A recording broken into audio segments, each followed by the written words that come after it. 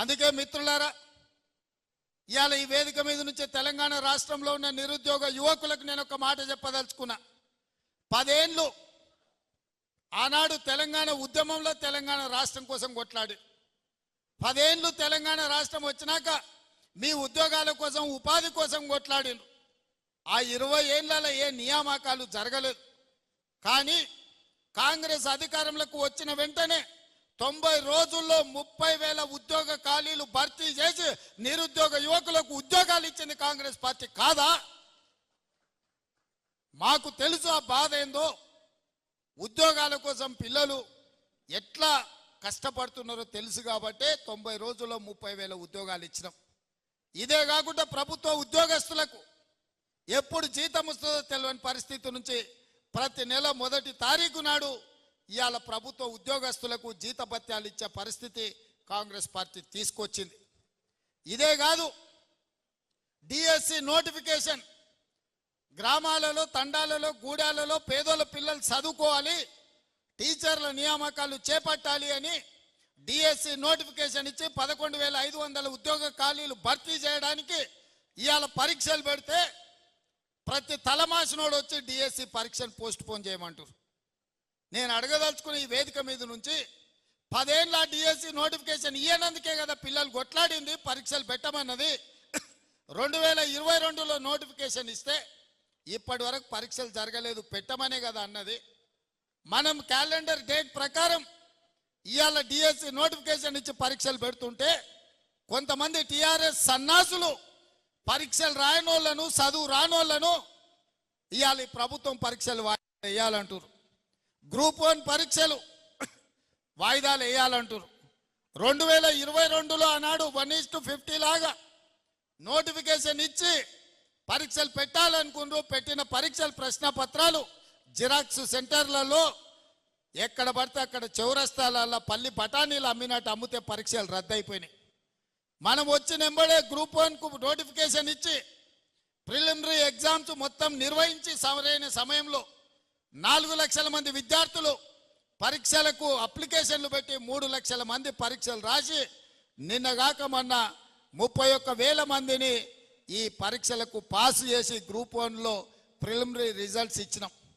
ఇప్పుడు main exams మనం పెట్టాలంటే 1:50 కాదు, 1:100 విలువ అంటారు. అంటే ఒక ఉద్యోగం ఉంటే 50 మందిని ప్రాథమిక పరీక్షలలో పాస్ చేసి మెయిన్ ఎగ్జామ్స్కు పిలుస్తామని చెప్పినాం. సగం దూరం వచ్చినాక ఇప్పుడు 50 కాదు 100 మందిని పిలువ అంటారు.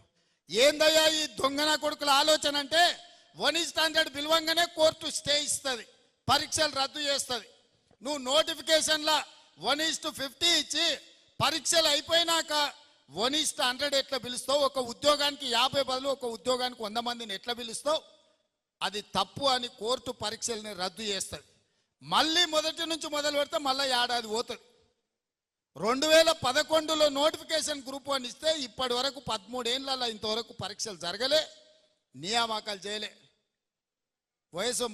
వయసులో ఉన్న పిల్లగాడు మధ్య వయసుకు వచ్చాడు, పెళ్ళైనోనికి పిల్లలు అయిన వాళ్ళ పిల్లలు బడికి పోతారు, పరీక్షలు మాత్రం పూర్తి కాలే. నేను ఏదైనా చేసి డిసెంబర్ లోపల పరీక్షలు చేసి దాదాపుగా 1000 మంది గ్రూప్ 1 ఆఫీసర్లను తెలంగాణ రాష్ట్ర నిర్మాణంలో ఫలితాలు ఇచ్చి వాళ్ళను అధికారులను చేయాలని నేను చూస్తుంటే ఈ దొంగలంతా గూడు పుటాని చేసి ఆ పరీక్షలు పోస్ట్ పోన్ చేయమంటారు. ఇట్లనే గ్రూప్ 2 కూడా, అట్లనే గ్రూప్ 3 కూడా దానికి ఒక 5 లక్షల మంది, దీనికి ఒక 5 లక్షల మంది పరీక్షలకు ఈరోజు హాజరుగానికి అప్లికేషన్లు పెట్టుకోరు. ఈ పరీక్షలు పోస్ట్ పోన్ చేస్తే కోచింగ్ సెంటర్లు బతుకుతాయి. ఒక్క నెల ఏదైనా పరీక్షలు గ్రూప్ 1 గ్రూప్ 2 పోస్ట్ పోన్ చేస్తే ఒక్కొక్క కోచింగ్ సెంటర్కు 100 కోట్ల రూపాయల ఫీజులు వస్తాయి. ఇవాళ కోచింగ్ సెంటర్ల మాఫియా కొంతమంది కిరాయి మనుషులను పెట్టి ఆ కిరాయి మనుషులతో రోడ్ల మీద ధర్నాలు చేసి పరీక్షలు పోస్ట్ పోన్ చేయమని అడుగుతున్నారు. ఇవాళ మాకు ప్రభుత్వానికి పోయేదేముంది? ఒకవేళ పరీక్షలు పోస్ట్ పోన్ చేస్తే విద్యార్థులకు నష్టం. కోచింగ్ సెంటర్లు 100 కోట్ల రూపాయలు కొల్లగొట్టడానికి కోచింగ్ సెంటర్లో ఇవాళ పరీక్షల్ని వాయిదా ఏమని అడుగుతారు. గ్రామాన మీరు చెప్పండి, 10 ఏళ్ళు పరీక్షలు పెట్టలే, ప్రభుత్వ ఉద్యోగాలు ఇవ్వలే. కాంగ్రెస్ వచ్చిన ఎంబడే 30,000 ఉద్యోగాలు ఇచ్చింది, డిఎస్సి నోటిఫికేషన్ ఇచ్చింది, గ్రూప్ 1 నోటిఫికేషన్ ఇచ్చింది, గ్రూప్ 2 నోటిఫికేషన్ ఇచ్చింది, గ్రూప్ 3 నోటిఫికేషన్ ఇచ్చింది. రాబోయే డిసెంబర్ 9 తారీఖు లోపల ఈ పరీక్షల ఫలితాలన్నీ ఇచ్చి వేలాది మంది నిరుద్యోగ యువకులకు ఉద్యోగ అవకాశాలు ఇవ్వాలని మా ప్రభుత్వం ప్రయత్నం చేస్తుంటే పరీక్షలు వాయిదా ఏమంటారు? అన్ని పరీక్షలు 2022లో నోటిఫికేషన్ ఇచ్చినవే. ఆ సన్నాసి పరీక్షలు పెట్టలేదు. ఈ 2 ఏళ్ళు పిల్లలు చదువుతూనే ఉన్నారు, కోచింగ్ సెంటర్ల చుట్టూ తిరుగుతూనే ఉన్నారు. ఇప్పుడు కొత్తగా మళ్ళా వాయిదా వేస్తే ఇవన్నీ కూడా కోచింగ్ సెంటర్లలో వాళ్ళ కోచింగ్ సెంటర్లు నడపనికే. మా దగ్గర కూడా అక్కడి నుంచి ఇక్కడి నుంచి పైరవి చేస్తున్నారు. సార్ మేము కోచింగ్ సెంటర్లు పెట్టుకున్నదే ఇవి నడుస్తామని, నువ్వు అన్ని పరీక్షలు పెట్టి పిల్లలకు ఉద్యోగాలు ఇస్తే మా దగ్గర ఎవరు చదువుకుంటాడు, మా వ్యాపారం మూతపడదా అని వస్తున్నారు. ఇంత సిగ్గు తప్పిపోయారు. నిరుద్యోగ యువకుల బలహీనతను వ్యాపారంగా మార్చుకోవాలని కొన్ని కోచింగ్ సెంటర్ల యజమానులు ఈ ఆర్టిఫిషియల్ ఉద్యమాలను ఇవాళ మన కళ్ళగట్టినట్టు చూపించాలనే ప్రయత్నం చేస్తారు. ఎప్పుడు కేసీఆర్ బలహీన పడతాడో, ఎప్పుడు కేసీఆర్ పతనం అవుతాడో విద్యార్థులను రెచ్చగొట్టి వాళ్ళని సావగొట్టి వాళ్ళ శవాల మీద పార్టీని బతికించుకోవాలని ఈ సన్నాసోడు విద్యార్థుల శవాల కోసం ప్రయత్నం చేస్తున్నాడు. ఆనాడు 6 అడుగులు ఉన్నోడు 100 రూపాయలు పెట్టి లీటర్ పెట్రోల్ తెచ్చుకుండు, కానీ 10 పైసలు పెట్టి అగ్గిపెట్టే తెచ్చుకోలే. పెట్రోల్ డ్రామాతో హరీష్ రావు డ్రామా ఆడితే ఇది నిజం అనుకొని శ్రీకాంతాచార్య అని పేదోళ్ళ బిడ్డ పెట్రోల్ పోసుకొని తెలంగాణ ఉద్యమంలో ప్రాణ త్యాగం చేశాడు. అక్కడి నుంచి ఈశాన్ రెడ్డి, వేణుగోపాల్ రెడ్డి, కానిస్టేబుల్ కిష్టయ్య, యాదయ్య ఇట్లా వందలాది మంది పిల్లలు ప్రాణాలు తీసుకున్నారు. కానీ కేసీఆర్ కుటుంబంలో ఒక్కరన్నా చచ్చిపోయినానే ఎన్నడనా? మళ్ళీ ఇప్పుడు అదే మోతీలాల్ అని ఒక లంబాడి బిడ్డను ఇవాళ రెచ్చగొట్టి దీక్ష కూసబెట్టారు. ఇంకొక బక్క జడ్సన్ అని ఒక దళితుని దీక్ష కూసబెట్టారు. ఇవాళ ఇంకో కోచింగ్ సెంటర్ ఆయన దీక్ష కూర్చున్నాడు. ఎందుకు మోతీలాల్ కూర్చోవాలి, ఎందుకు బక్క జడ్సన్ కూర్చోవాలి? నేను సూటిగా సవాల్ విసురుతున్న హరీష్ రావుకు, కేటీఆర్ కు, సన్నాసులారా మీరు దీక్ష కూర్చోండి, మీరు సావనైన వాయిదా అయిన పడాలి. ధైర్యం ఉందా? రాండి ఉస్మానియా యూనివర్సిటీకి వచ్చి ఆర్ట్స్ కాలేజ్ ముందల బామార్దుల ఆమరణ నిరాహార దీక్ష కూర్చోండి. గ్రూప్ 1 పరీక్షలు, గ్రూప్ 2 పరీక్షలు, గ్రూప్ 3 పరీక్షలు, డిఎస్సి పరీక్షలు వాయిదానన్న పడ, లేకపోతే మీ ప్రాణాలన్న పోవాలి అనే నినాదంతో మీరు ఆర్ట్స్ కాలేజ్ ముందల దీక్ష చేయండి. మేము కాపలా ఇస్తాం, మిమ్మల్ని ఎవ్వడు ఆపడు, సూతం ఎన్రోల్ చేస్తారు.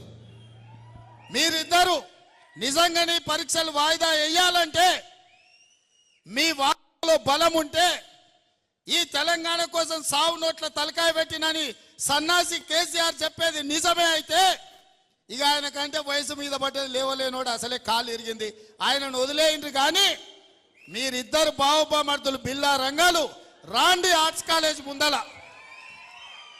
మా ఎన్ఎస్యు యూత్ కాంగ్రెస్ కార్యకర్తలు కంచేసి కాపాడతారు మిమ్మల్ని. పరీక్షలు వాయిదా పడే వరకు మీరు నిరాహార దీక్ష చేయండి ఆర్ట్స్ కాలేజ్ ముందల. అది మాత్రం చేయరు. పొద్దుటిపూట తింటారు, రాత్రిపూట తాగుతారు, మీరు మాత్రం సంతోషంగా ఉండాలా? పేదోళ్ళ పిల్లలు దీక్షలతోటి, ఆమరణ నిరాహార దీక్షలతోటి పేదోళ్ళ పిల్లల ప్రాణాలు బలి ఇవ్వడానికి ఇలా బావబామర్దులు ఇద్దరు కలిసి కుట్ర చేస్తారు. ఇవాళ అందుకే విద్యార్థులకి వేదిక మీద నుంచి నేను విజ్ఞప్తి చేస్తున్నా, వాళ్ళ పార్టీ బలహీన పడ్డప్పుడు, రాజకీయంగా వాళ్ళు సచ్చినప్పుడు విద్యార్థులను చంపి ఆ శవాల మీద పార్టీని నిర్మించుకోవాలని కుట్ర చేస్తున్నారు.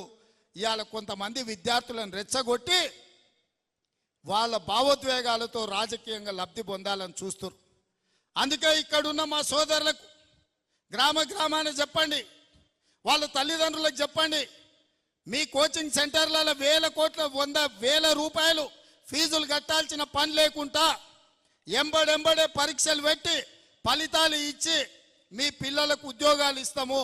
ఒకవేళ పరీక్ష రాసి ఉద్యోగం రాకపోతే ఇంకే ప్రైవేటుల్లోనైనా వాళ్ళు ఉద్యోగం చేసుకోవడానికి అవకాశం ఉంటుంది.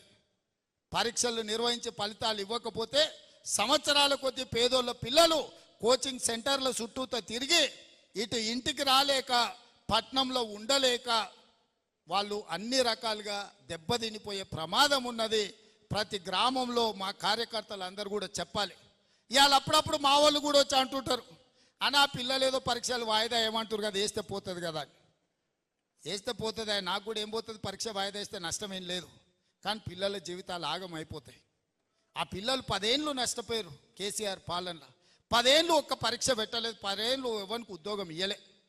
ఇవాళ నేను అవన్నీ చూసి వచ్చినాను కాబట్టి పిల్లలకు సరైన సమయంలో పరీక్షలు పెట్టాలని అనుకుంటున్నాను. అవి వాయిదా వేయడానికి ఒక పక్కన టీఆర్ఎస్ కొంతమంది కోచింగ్ సెంటర్ల ఓనర్లు కుట్రలు చేస్తున్నారు. ఇవన్నీ కూడా ప్రజలకు వివరించాల్సిన బాధ్యత మీ అందరి మీద ఉన్నది. పరీక్షలు వాయిదా వేస్తే కాంగ్రెస్కి వచ్చే నష్టం లేదు, మీ సోదరుడిగా నాకు పోయే కష్టమేం లేదు. కానీ లక్షలాది మంది నిరుద్యోగ యువకుల జీవితాలు ఆగమవుతాయి. ఇవాళ వాళ్ళని రెచ్చగొట్టి రాజకీయ లబ్ధి పొందాలని ఇవాళ బీఆర్ఎస్ నాయకులు ప్రయత్నం చేస్తున్నారు. అందుకే ఇవాళ నిజంగానే కేసీఆర్ హరీష్కు లేకపోతే కేటీఆర్కి హరీష్కు ఈ విద్యార్థుల బాధ వాళ్ళు నిజంగానే తీర్చాలనుకుంటే హరీష్ కేటీఆర్ ఇద్దరు ఆర్ట్స్ కాలేజ్ ముందల దీక్ష కూర్చోవాలి, ఆమరణ నిరాహార దీక్ష కూర్చోవాలి. ఈ పరీక్షలు వాయిదా పడే వరకు మంది పిల్లలు ఎవ్వరు కూర్చోవద్దు. 10 ఏళ్ళు మంత్రులు అనుభవించిన మీరిద్దరు ఈరోజు ఎమ్మెల్యేలు మీరు వచ్చి కూర్చోండి. ఈ వాదనలో నిజం ఉంటే ఇద్దరు ఎమ్మెల్యేలను తెలంగాణ ప్రభుత్వం వదులుకోదు కదా, కూర్చోండి 10-15 రోజులు. మీరు చెప్తున్న వాదన నిజమైతే 10-15 రోజులు దీక్ష కూర్చోండి ఆర్ట్స్ కాలేజ్ ముందల. ఇన్నేళ్ళు మీరు పదవులు అనుభవించారు కదా ఈ పేదోళ్ళ పిల్లల త్యాగాలతోటి. ఆ పేదల పిల్లల కోసం లక్షలాది మంది నిరుద్యోగ యువకులకు ఒకవేళ మా ప్రభుత్వంలో అన్యాయం జరుగుతుందని బావబామర్దులు బిల్లారంగాలు అనుకుంటే వీళ్ళెందుకు కూర్చోరు దీక్షకని నేను అడుగుతున్నా. గ్రామాలలో మీరు నిలదీయండి, మన చెప్పండి, మనం కాదురా ప్రాణాలు ఇచ్చేది, ఇప్పుడు వాళ్ళని కూర్చోబెట్టురు, పట్టుకొచ్చురు, కూర్చోబెట్టురు, కట్టేయమని చెప్పురు ఆర్ట్స్ కాలేజ్ ముందల. అప్పుడు తెలుస్తుంది